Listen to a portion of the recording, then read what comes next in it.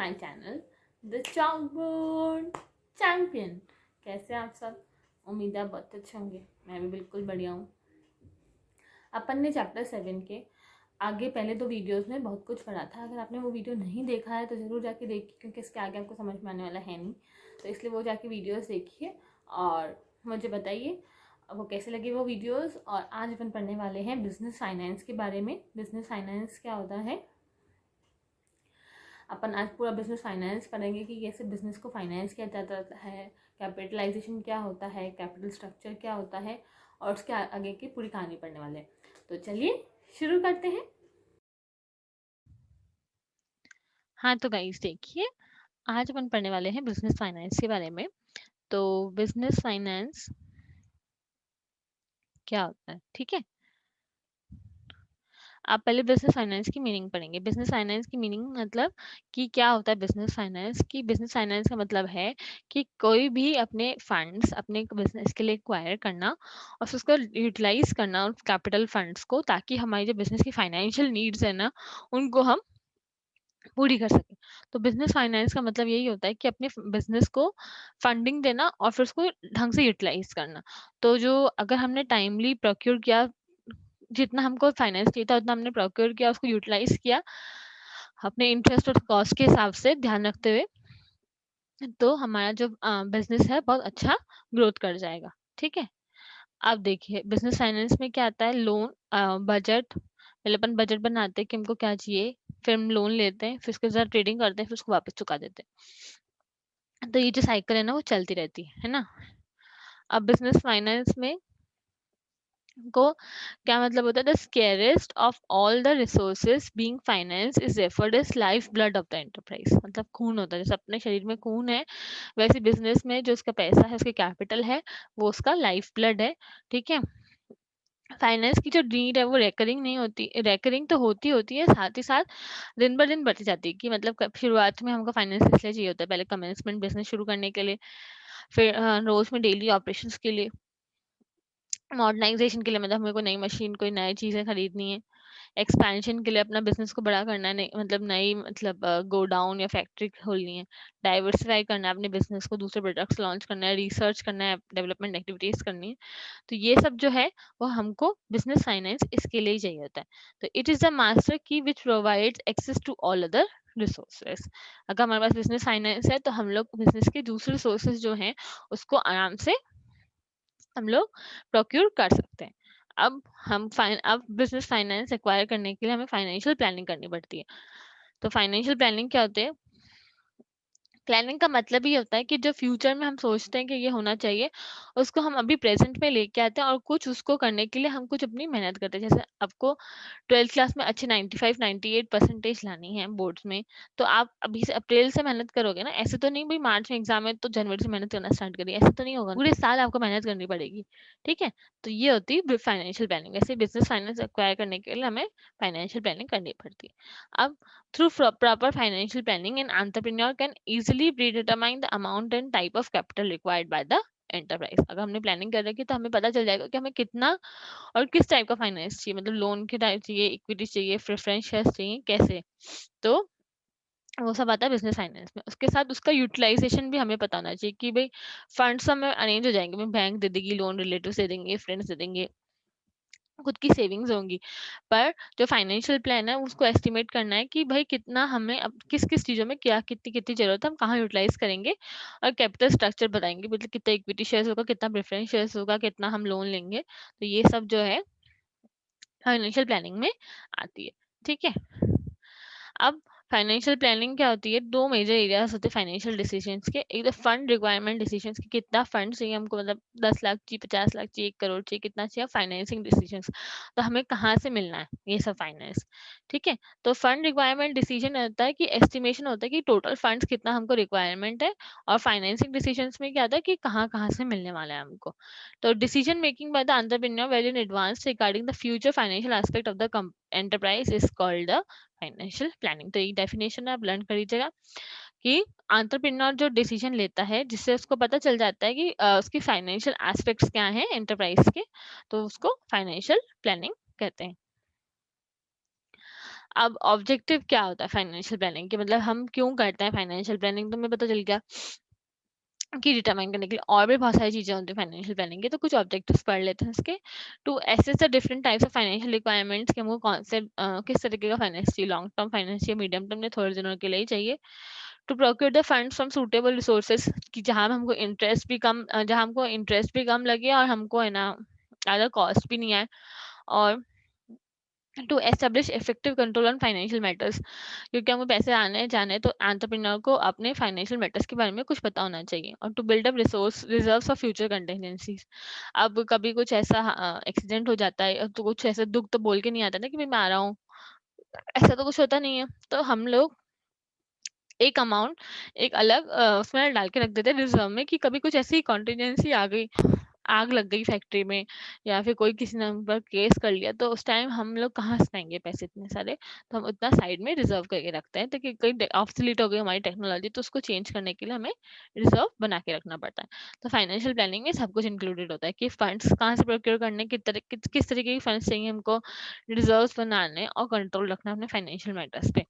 और मतलब अब डिपार्टमेंट्स बने हुए हैं आपके कंपनी में, तो हर डिपार्टमेंट को कितना कितना पैसा मिलता है। बजटिंग में यही होता है, अपना जो बजट आता है हर साल जो मोदी जी निकालते हैं, तो वो कैसे ही होता है कि भाई कितने रेलवे डिपार्टमेंट को, डिफेंस मिनिस्टर को कितना कितना पैसा मिलेगा अपने एरिया को डेवलप करने के लिए, तो वो फाइनेंशियल प्लान आता है। ठीक है, अब कैपिटल रिक्वायरमेंट एस्टिमेट करेंगे कि क्या होता है कैपिटल रिक्वायरमेंट, है ना। अब फिक्स्ड कैपिटल और वर्किंग कैपिटल। फिक्स कैपिटल जो पता है जो हमारे बिजनेस में फिक्स रहती है, मतलब हम अपने लॉन्ग टर्म एसेट्स खरीदते हैं और जगह इन्वेस्टमेंट करते हैं। वर्किंग कैपिटल जो हमें डे टू डे ऑपरेशंस के लिए चाहिए होता है। फिक्स कैपिटल क्या होता है, ऐसे कैपिटल जो हमें परमानेंट या लॉन्ग टर्म नीड के लिए चाहिए होता है, वो हमारा हो गया फिक्स कैपिटल। ठीक है, हम उसको इन्वेस्ट करते हैं जैसे लैंड, बिल्डिंग, मशीनरी में, और दूसरी लॉन्ग टर्म एसेट्स में। तो उसके फीचर्स क्या हैं, सबसे पहले not easy to withdraw this capital, आप आसानी से इसको कैश में कन्वर्ट नहीं कर सकते। मतलब आपको पैसे चाहिए तो आप सबसे पहले जाके क्या करेंगे, आपकी जो स्टॉक है उसको बेचेंगे, है ना। पर ऐसा तो कभी नहीं करेंगे ना कि अपनी मशीनरी उठा के इसको बेच डालेंगे, आपको कैश चाहिए, तो ऐसा नहीं होगा ना। तो इतना आसान नहीं होता है इस कैपिटल को विड्रॉ करना बिजनेस में से। दूसरा कि हम लोग इसको फिक्स एसेट में प्रोक्योर करने के लिए हेल्प करते हैं, और ज़्यादा करके फाइनेंशियल रिसोर्सेज, हमारे जो लॉन्ग टर्म फाइनेंशियल रिसोर्सेज है वहाँ से हम उसको प्रोक्योर करते हैं। जैसे बैंक से लोन ले लेते हैं, वहाँ से या इक्विटी शेयर्स कर लेते हैं इशू, या प्रेफरेंस शेयर्स इशू कर लेते हैं, तो फिक्स कैपिटल वहीं से आती है। ठीक है, अब हमें कितना फिक्स कैपिटल चाहिए और कौन डिटरमाइन करता है, कैसे हम लोग को कितना 10 लाख फिक्स कैपिटल डालना है, 50 लाख डालना है, या कितना फिक्स कैपिटल चाहिए, वो हमारे कहाँ आता है कि कौन डिटरमाइन करता है। सबसे पहले नेचर ऑफ दिस बिजनेस, हम लोग क्या कर रहे हैं, ट्रेडिंग कर रहे हैं, मैन्युफैक्चरिंग कर रहे हैं, सर्विसेज कर दे रहे हैं, तो वो हमारे हेल्प करता है कि हमें कितना फिक्स कैपिटल चाहिए। कि भाई ट्रेडिंग में कम फिक्स कैपिटल चाहिए होगा, भाई एक लैंड बिल्डिंग चाहिए होगी और ट्रेडिंग कर लेंगे हम उसमें से। मैन्युफैक्चरिंग के लिए हमें गोडाउन, मशीनरी, बहुत सारी चीज़ चाहिए, तो उसमें ज़्यादा फिक्स टर्म कैपिटल लगेगा। सर्विसेज में हमको सिर्फ एक ऑफिस चाहिए और कुछ लैपटॉप कंप्यूटर चाहिए, तो फिर वो क्या होगा, उसमें कम लगेगा। फिर साइज ऑफ द बिजनेस की कितना साइज है, बड़ा है हमारा, लार्ज स्केल है, स्मॉल स्केल है, तो हिसाब से भी डिटरमाइन करता है उससे।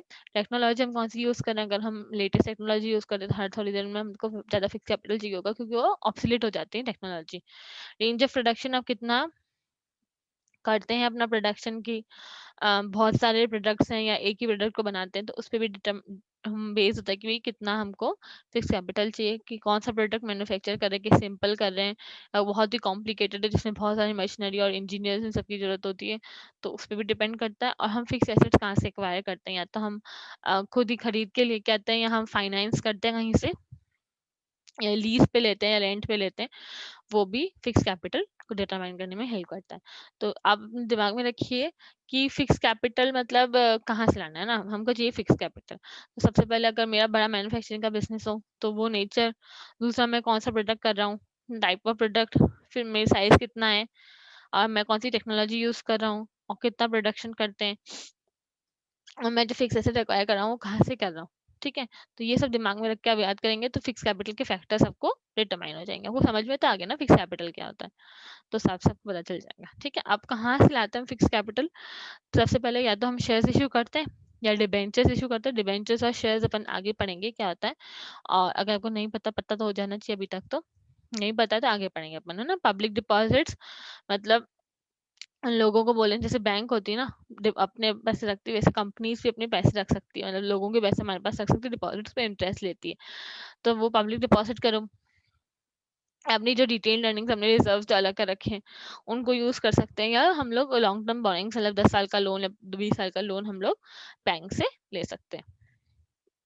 तो ये जो हो गए हमारे फिक्स कैपिटल, हम कहाँ से अरेंज कर सकते हैं। अब आगे बढ़े। वर्किंग कैपिटल, नाम से ही पता चल गया, वर्किंग मतलब हमको डे टू डे वर्किंग में इसकी कैपिटल की जरूरत होती है।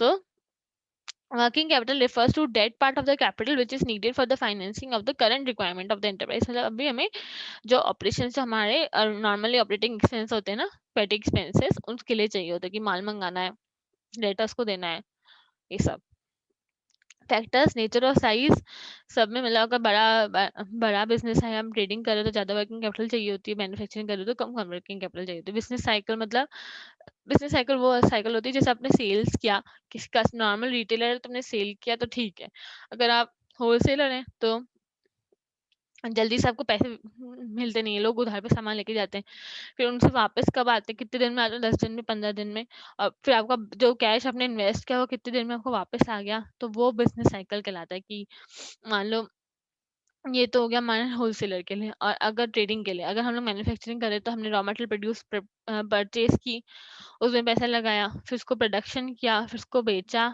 और फिर जब पैसे आए डेटर से, तो वो जो है वो पूरा बिजनेस साइकिल कहलाता है। तो कितना लंबा आपका बिजनेस साइकिल है उतना आपको वर्किंग कैपिटल ज्यादा चाहिए होगा। जब लंबा होगा बिजनेस साइकिल तो ज्यादा वर्किंग कैपिटल चाहिए होगा, क्योंकि जल्दी से कैश अपन को मिलेगा नहीं, और छोटा होगा तो कम चाहिए होगा, है ना।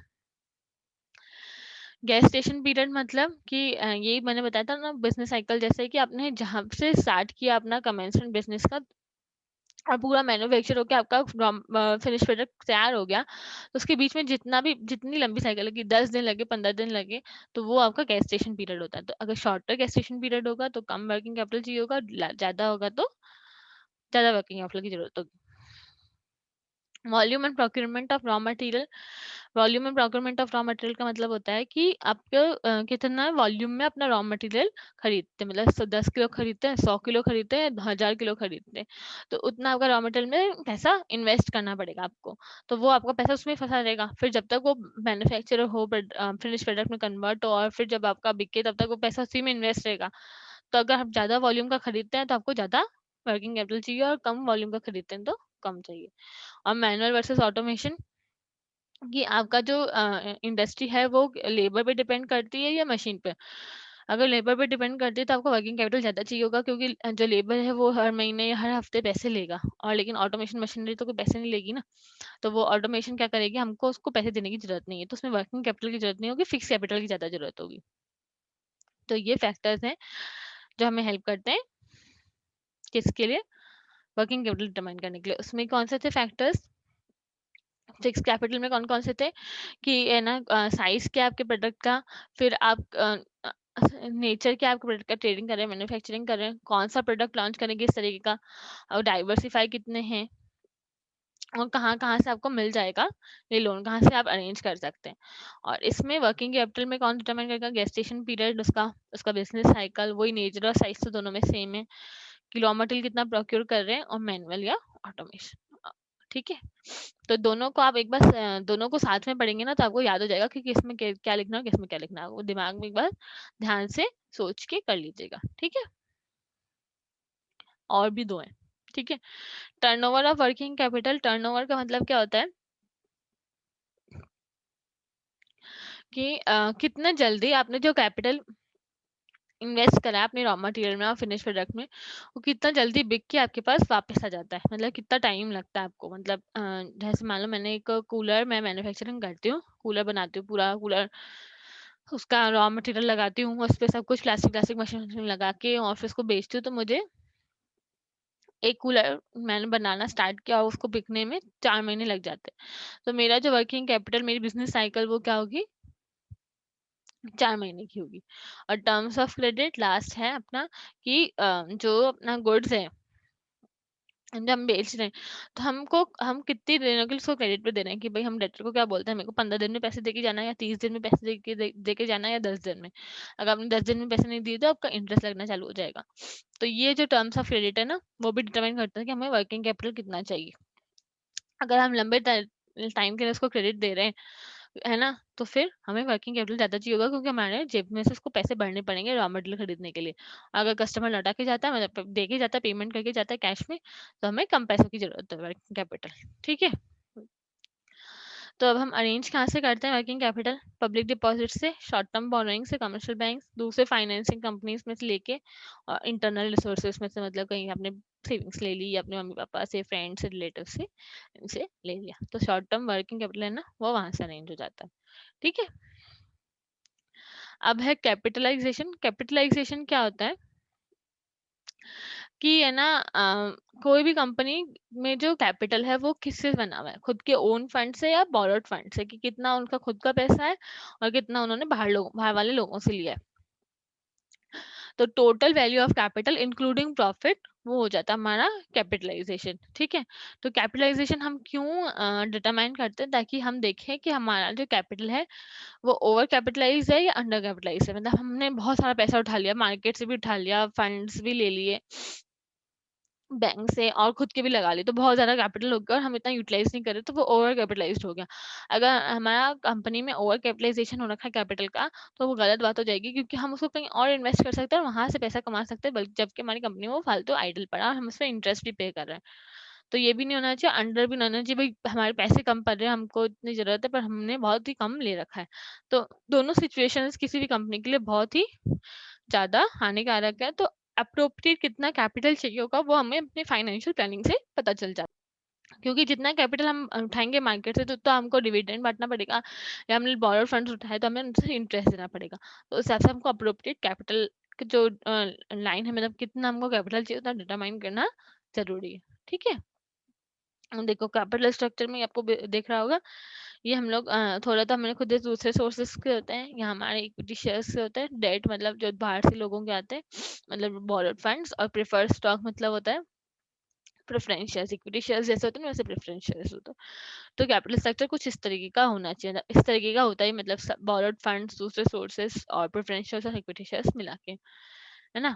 अब इसी को कैपिटल स्ट्रक्चर भी बोलते हैं ना। कैपिटलाइजेशन मतलब, कैपिटलाइजेशन और कैपिटल स्ट्रक्चर में क्या फर्क है? कैपिटलाइजेशन मतलब टोटल कितना आपके कंपनी में कितना कैपिटल इन्वेस्टेड है, और कैपिटल स्ट्रक्चर मतलब उस टोटल कैपिटल में कितने बोरोड फंड्स हैं, कितने इक्विटी शेयर्स हैं, कितने प्रेफरेंस शेयर्स हैं, और कितने दूसरे सोर्सेस हैं। तो ये सब कैपिटल स्ट्रक्चर में पता चल जाता है। दिस इज अ कंपोजिशन और mix of different types of long term capital, whether owned और बोरोड।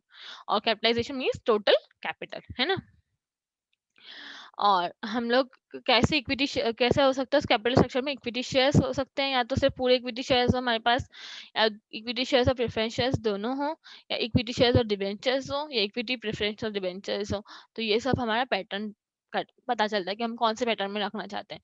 तो ये जो हमारे सिर्फ प्रॉपर प्रोपोर्शन हमको डिटरमाइन करना पड़ता है, क्योंकि उतना हमको अपने उस उन्हीं पैसों में से अपना वर्किंग कैपिटल भी निकालना है, और उन्हीं पैसों में से हमें सारे एक्सपेंसेस भी करने हैं, और उन्हीं पैसों से उनको इंटरेस्ट भी देना है और डिविडेंड भी देना है। तो ये जो चीजें है ना, वो पैटर्न हमें हेल्प करती है डिटरमाइन करने के लिए कि कौन से प्रोपोर्शन में हमें कितना कैपिटल रखना चाहिए। अपना कैपिटल स्ट्रक्चर डिटरमाइन करना बहुत जरूरी होता है। ठीक है? अब देखिए, फिक्स्ड यील्ड बियरिंग सिक्योरिटीज और वेरिएबल यील्ड बियरिंग सिक्योरिटीज, मतलब कि अगर आपने प्रेफरेंस शेयर्स और डिबेंचर्स में किसी कंपनी में पैसा लगाया, आप शेयर मार्केट तो जानते हैं ना, शेयर मार्केट में क्या होता है, लोगों के कंपनी के शेयर्स में आप पैसा लगाते हैं। तो अगर आपने प्रेफरेंस शेयर्स खरीद रखें किसी भी कंपनी के, तो आपको फिक्स डिविडेंड मिलेगा। मतलब आपको हर शेयर पे वो लोग बोलेंगे कि भाई ये 100 रुपये डिविडेंड मिलना है आपको, हर बाहर हर साल आपको 100 रुपये एक शेयर पे डिविडेंड मिलने वाला है। तो आपको उसका रिटर्न फिक्स होगा कि भाई मैंने 10,000 शेयर खरीद रखे, 10,000 इंटू 100 कितना होता है, 10 लाख रुपए मुझे डिविडेंड हर साल मिलने वाला है। वैसे डिबेंचर्स में भी ऐसा ही होता है, भाई आपने कंपनी को ऐसे, वो डिबेंचर्स मतलब बोरोइंग्स होती है हमारी, तो कंपनी को अपने उधार में पैसे दे रखे हैं अपने, तो आपको उतना रेट ऑफ इंटरेस्ट का मिलेगा। तो फिक्स यील्ड्स बियरिंग सिक्योरिटीज, मतलब आप प्रेफरेंस शेयर या डिबेंचर से पैसा लगाते हैं हम किसी भी कंपनी में, तो आपको फिक्स रेट ऑफ डिविडेंड या फिक्स रेट ऑफ इंटरेस्ट जरूर मिलने वाला है। लेकिन अगर आप इक्विटी शेयर्स में पैसा लगाते हैं, उसका कंपनी का कोई भरोसा नहीं होता। मतलब कंपनी क्या अपने सारे टैक्स वैक्स भरने के बाद, प्रेफरेंस शेयर्स डिबेंचर्स को देने के बाद जो पैसा बचता है, उसमें से सारे रिजर्व हटाने के बाद जो पैसा बचता है उसी को बांटती। तो जरूरी नहीं है आपको फिक्स रिटर्न मिले। तो ये वेरिएबल यील्ड सिक्योरिटी, यील्ड मतलब होता है रिटर्न, आपको कितना रिटर्न मिलने वाला है। तो इक्विटी शेयर्स में वेरिएबल होता है, जो प्रेफरेंस शेयर्स और डिबेंचर्स में फिक्स्ड होता है। ठीक है। तो आइडियल डेट इक्विटी मिक्स अपन को डिटरमाइन करने के लिए क्या करना पड़ेगा कि है ना, कितना हमको डेट रखना है, कितना हमको इक्विटी रखना है, तो कंपनी टू कंपनी डिपेंड होता है। ठीक है। तो सबसे पहले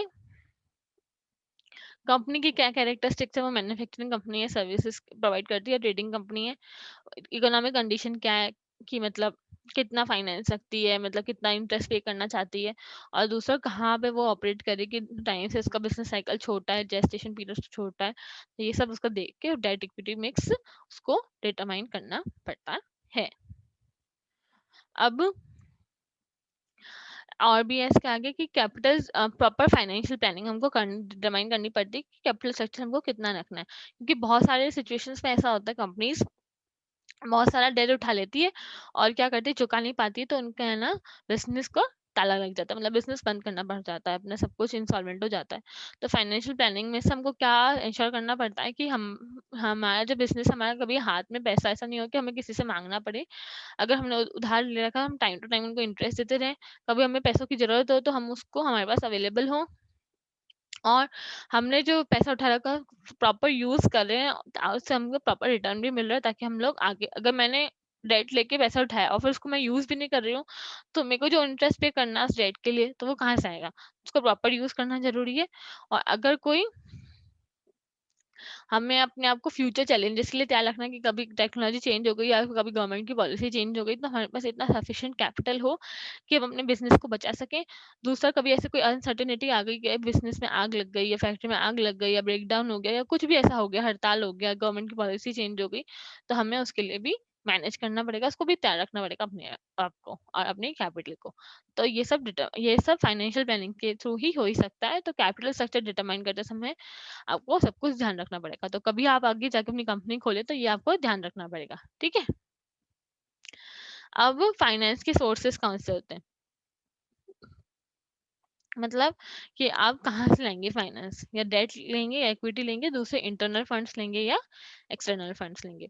तो जो भी नया बिजनेस खोलता है, उसका जो एंटरप्रेन्योर बिजनेसमैन की जो एबिलिटी होती है नया बिजनेस खोलने के लिए, तो उसको सबसे पहले उसका सक्सेस किस पे डिपेंड करता है कि क्या वो जो फाइनेंस उसका जो नेटवर्किंग है, उसको नेटवर्किंग बहुत ज़रूरी होती है कि आपने जिस जिन लोगों से पैसा उठाया है, तो कभी आपका ऐसा कुछ प्रॉब्लम आ गई तो ये लोग आपको ज़रूर पैसा देंगे। आप उनको ऐसे कुछ 4-5 गिने-चुने लोग रखते हैं कि कभी आपको कुछ ऐसा हो जाए कि बिज़नेस में कुछ बहुत भारी नुकसान हो जाए, तो आपको इतना लॉस बियर नहीं करना पड़े, तो 4-5 जनों का आप नेटवर्क बना के रखते हैं कि वो लोग तो मुझे ज़रूर पैसा दे ही देंगे। दूसरा कि बहुत सारे जो सोर्सेस हैं कि मैं बैंक से भी लोन उठा सकता हूँ, एनबीएफसी से भी उठा सकता हूँ, और कहीं डिबेंचर्स भी इशू कर सकता हूँ। तो वेरियस सोर्सेस ऑफ जो फाइनेंस उसको आप कंपेयर करते हैं कि किसमें रेट ऑफ इंटरेस्ट कम लग रहा है, ताकि मैं उतने ही, और जितना पैसा मुझे उठाना है उसमें रेट ऑफ इंटरेस्ट कम लग रहा है, तो फिर उसकी कॉम्बिनेशन, ऐसा एक परफेक्ट कॉम्बिनेशन लगाएं ताकि हमें कम से कम हमारे जो रिसोर्सेस हैं, हमारे जो इंटरेस्ट और ये सब हमको है ना देना कम से कम पड़े, क्योंकि वही आइडल होगा। क्योंकि आप सिर्फ इंटरेस्ट और ऐसे देने में लग जाएंगे तो आपके प्रॉफिट तो खत्म हो जाएंगे, तो आप घर क्या ले जाएंगे।